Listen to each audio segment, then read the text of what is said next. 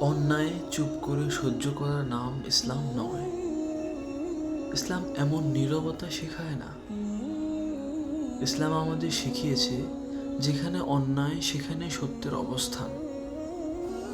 রাসূল সাল্লাল্লাহু আলাইহি সাল্লাম বলেছেন, তোমরা যখন অন্যায় দেখো তা হাত দিয়ে থামো, তা না পারলে মুখে প্রতিবাদ করো, আর তাও না পারলে অন্তরে ঘৃণা করো। এটাই ঈমানের সবচেয়ে দুর্বল স্তর। চুপ থাকা সবসময় ধৈর্য না। অনেক সময় চুপ থাকা মানে অন্যায়ের অনুমতি দেওয়া।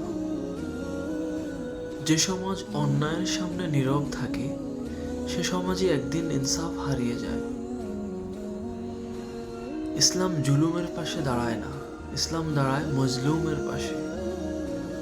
ইনসাফ কোনো স্লোগান নয়, এটা ঈমানের দায়িত্ব। আজ সিদ্ধান্ত আপনার, নীরবতা নাকি সত্যের পথে দাঁড়ানো।